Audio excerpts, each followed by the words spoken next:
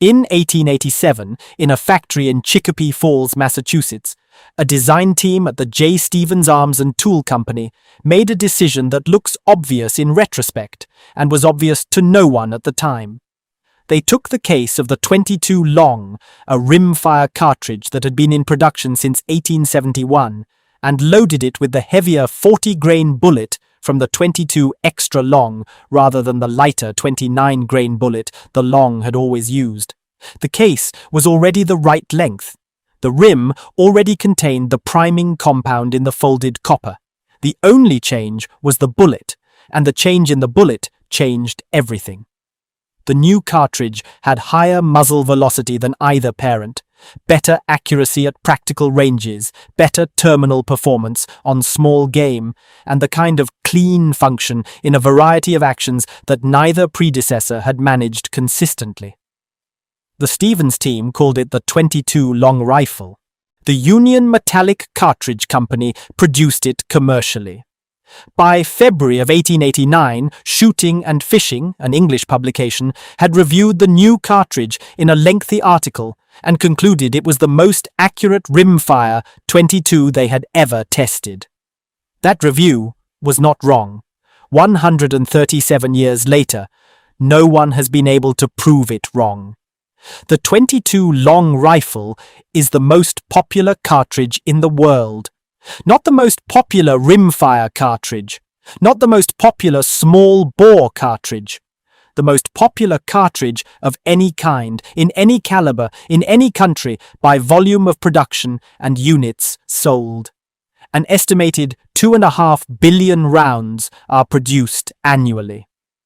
The National Shooting Sports Foundation estimates that .22 Long Rifle represents a large portion of the more than 10 billion cartridges produced in the United States alone each year. No other cartridge is chambered in as many different firearm designs. Bolt actions, lever actions, pump actions, semi-automatic rifles, semi-automatic pistols, revolvers, single-shot rifles, single-shot pistols, suppressed subsonic configurations, high-velocity hunting loads, Olympic target loads, accurate to a fraction of an inch at 50 yards, training conversions that allow a shooter to fire a .22 from the frame of an AR-15 or a Glock. Every major manufacturer in every country that makes sporting ammunition still makes it. The case, the bullet weight, the priming system, and the fundamental design that the Stevens team settled on in 1887 have not changed in 137 years. The cartridge survived the transition from black powder to smokeless powder, the transition from rimfire to centerfire dominance in the sporting market. 2 world wars, the Korean War, Vietnam, every ammunition shortage, every rimfire challenger, and every firearms technology revolution of the 20th century.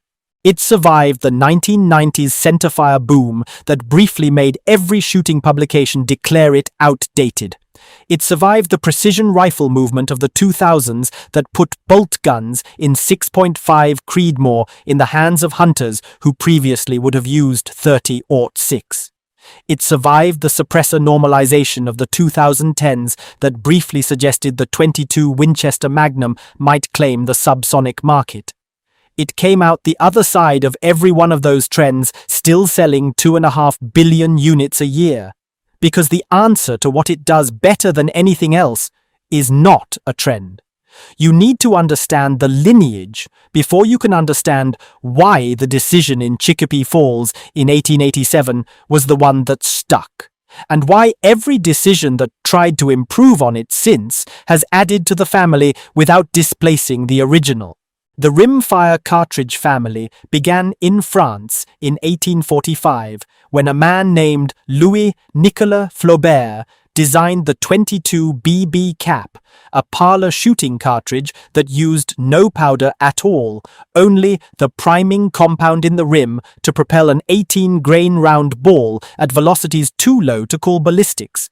It was a toy for wealthy Europeans who shot targets inside their houses, and it would not have been remembered at all if Smith & Wesson had not seen in its architecture something worth developing. Smith and Wesson lengthened the case in 1857 when they introduced the .22 short for their new Model 1 revolver, adding 4 grains of black powder and bringing the bullet to a velocity above 1,000 feet per second for the first time. The short was a genuinely functional cartridge for pest control and short-range defense, and it sold steadily for decades. In 1871, the .22 long lengthened the case again, added another grain of powder, and became the standard rimfire for the growing American hunting and recreational shooting market. It was better than the short. It was not sufficient.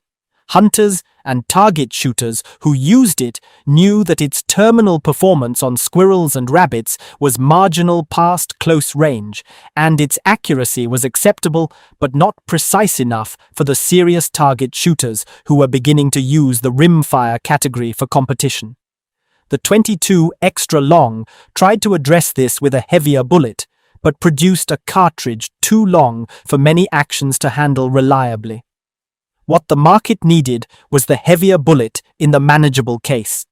That was what the Stevens team produced in 1887, and when they produced it, they produced the answer to a question the rimfire market had been working toward for 42 years. A boy in rural Ohio or Virginia or Indiana in 1910 who had been given a .22 long rifle for his birthday was not holding a novelty. He was holding the working tool of anyone who needed to put squirrels and rabbits on the table at a price per cartridge that made practice affordable. His father had probably owned a .22 short or long. His grandfather had probably owned a muzzle loader. This boy could fire 10 rounds from the tube magazine of his rifle at a price that amounted to fractions of a cent each in 1910's money. And he could do it all morning and learn to shoot in a way that no expensive centerfire cartridge would ever have allowed on a working family's budget. The cartridge didn't punish the boy who held the rifle wrong. It didn't develop the flinch reflex in a new shooter the way a .30 caliber rifle would. It put a hole in whatever the sights were aligned on without demanding that the shooter be physically prepared for the event of firing. The cartridge trained his eye and his hand without requiring him to overcome the instinct to close his eyes and brace against something that was going to hurt. When he was old enough to carry a centerfire hunting rifle, the muscle memory of 10,000 .22 long rifle rounds had already built the marksmanship foundation that the bigger cartridge would use. A shooter who learned to shoot on the .22 long rifle arrived at the first centerfire with all the technique already in place, needing only to transfer it to a heavier platform. That pattern repeated in millions of households across America throughout the first half of the 20th century, and it has not stopped repeating. The Boy Scouts of America adopted it for the Rifle Shooting Merit Badge, a designation it still holds today.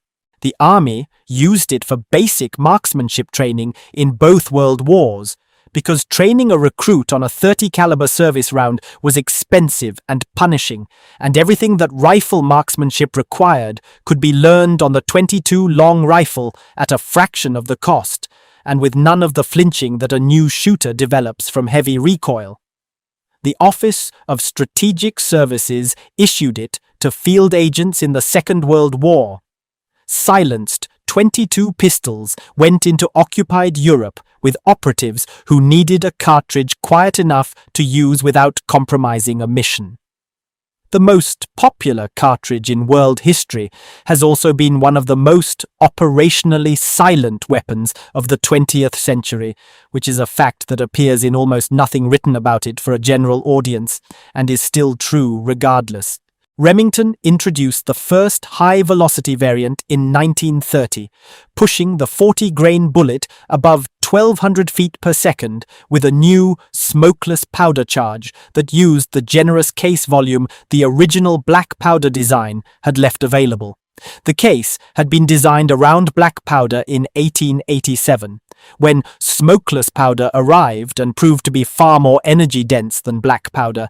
The extra volume in the case became available for additional powder, increased velocity, and the development of specialized loads. The architecture of the 1887 design, which had been a constraint of its era, became an advantage in every subsequent era. There was room in the case to develop subsonic loads for suppressed shooting at velocities below the speed of sound, producing a round so quiet that a suppressed .22 long rifle in standard configuration is quieter than most other sounds at a shooting range even without a suppressor. There was room to develop hypervelocity loads pushing lighter bullets to velocities that produced genuine terminal effect at varmint hunting ranges. There was room to develop match-grade target loads of exceptional consistency that Olympic small-bore rifle competitors used to put rounds through the same hole at 50 meters with enough reliability to base international competition on. The International Shooting Sport Federation has held Olympic events in .22 long rifle for most of the modern Olympic era. The case from 1887 held all of those possibilities simultaneously. No one in Chicopee Falls planned that. They planned a better .22. What they designed was a vessel that the ammunition industry would continue filling with new applications for more than a century and is still filling today. You already know which side of this you are on. You have always known. Every cartridge that has been marketed as a replacement for the .22 long rifle since 1887 has failed to replace it. The .22 Winchester rimfire of 1890 attempted to compete and was discontinued long before anyone alive today was born. The .22 Winchester Magnum of 1959 offered more power and found a genuine market, but it never threatened to displace the long rifle because the Magnum required a different chamber, cost more per round, and delivered the extra power to a market that mostly did not need the extra power badly enough to pay the premium. The 17 HMR of 2002 brought hypervelocity and a remarkably flat trajectory for a rimfire and found enthusiastic buyers who valued those properties for varmint work at extended ranges. It costs more than the long rifle, works less well in windy conditions due to its lighter bullet, and requires different firearms. It did not replace the long rifle.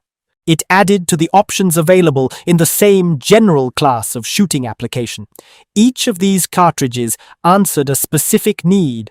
None of them answered the full set of needs the .22 long rifle answers simultaneously, which is the need for a cartridge that is accurate enough for competition, lethal enough for hunting small game cleanly, affordable enough for unlimited practice by the buyer who has no money to waste, available in every gun shop in every country, chamberable in more different firearms than any other cartridge in history, and manageable enough that any person of any age and any physical condition can fire it without discomfort. No single cartridge has ever done all of those things at once at the price point the .22 long rifle has held for 137 years. That price point is the argument against replacement that every technical improvement fails to answer. The performance of the .22 long rifle is beatable in almost every specific category. Its combination of performance, economy, availability, and universality is not beatable. It never has been. There is a brick of .22 long rifle cartridges on a shelf in a gun safe in a farmhouse outside of Zanesville, Ohio right now. The safe holds 4 guns: a deer rifle in .30-30, a 12-gauge shotgun, a 9mm handgun, and a .22 semi-automatic rifle that the man who owns the safe has had since his father bought it for him in 1972, which is before 3 of his 4 children were born. The rifle is a Ruger 10-22 with a walnut stock that has darkened from handling over 50 years, and a barrel that has had perhaps 20,000 rounds through it without any mechanical service beyond cleaning. Each of the 4 children learned to shoot on it. Each of them still borrows it when they visit. The man who owns it has not thought about replacing it because there is nothing to replace it with that does what it does. He has thought about buying a second one. He has 2 grandchildren now. The brick on the shelf holds 500 rounds in a cardboard carton. The carton design has changed several times since 1972, but the cartridges inside have not. The case is the same length it was in 1887. The bullet weighs 40 grains, as it did in 1887. The rim contains the priming compound in the folded copper, as it did in 1887. The cartridge fires at approximately 1,100 feet per second from the 22-inch barrel of that rifle, which is within the performance range the Stevens team achieved with black powder in 1887 before smokeless powder existed. 137 years of production, 2.5 billion units a year, every continent, every action type, every generation of American shooters, and the cartridge itself has not been redesigned once. The farmer in Zanesville does not know the name of the man who made that decision in Chicopee Falls in 1887. He knows the cartridge. Every shooter in the world knows the cartridge. The chain runs from that brick on the Zanesville shelf back to a factory bench in Chicopee Falls in 1887, where a designer took the case of the 22 long and set a 40-grain bullet into it and found that the combination worked better than either predecessor. It runs from that bench to the Union Metallic Cartridge Company, which first produced it commercially. It runs from Union Metallic to the English Review in 1889 that called it the most accurate rimfire 22 tested. It runs from that review to the millions of boys in rural America in the first half of the 20th century who learned to shoot on it, who then taught their sons, who then taught their sons. It runs from those boys to the army training programs of 2 world wars, where military instructors used it to build marksmanship from the ground up in men who had never held a rifle. It runs from those programs to the OSS agents who carried silenced versions into occupied France and used them for work that did not appear in the newspapers. It runs from those agents to the Olympic small-bore rifle programs of the late 20th century, where coaches discovered that a shooter who had fired 50,000 rounds of 22 long rifle under careful instruction had developed a level of marksmanship foundation that no amount of centerfire practice could replicate in equivalent time at equivalent cost. It runs from those coaches to every youth program in America that introduces new shooters today on a cartridge that costs less per shot than most other activities a young person might choose to do on an afternoon. 137 years of that chain, intact, and the cartridge at the end of it, unchanged.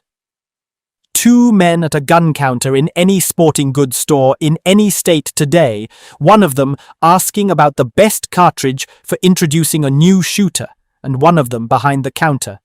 The man behind the counter reaches under the display before the sentence is finished. He puts a brick on the glass. He does not explain his reasoning because the reasoning does not require explanation. The man asking the question looks at it and nods. He buys it without a second thought, because there is no second thought required, and there has not been a second thought required since 1887. That exchange has been happening across America for 137 years, and it is happening today in more stores than anyone has counted. The answer to the question is always the same, and the answer is always right. The production record says 2.5 billion rounds annually, which means that by the time this sentence is finished, several thousand rounds have been produced somewhere in the world. The design record says 1887, J. Stevens Arms and Tool Company, Chicopee Falls, Massachusetts. The history of every attempt to replace it says each attempt failed to answer the full question. The fact that it is still on the shelf, unchanged, in the hands of grandchildren of the first buyers, says what the production record and the design record and the replacement history together cannot say on their own. The answer was right the first time and has not needed changing.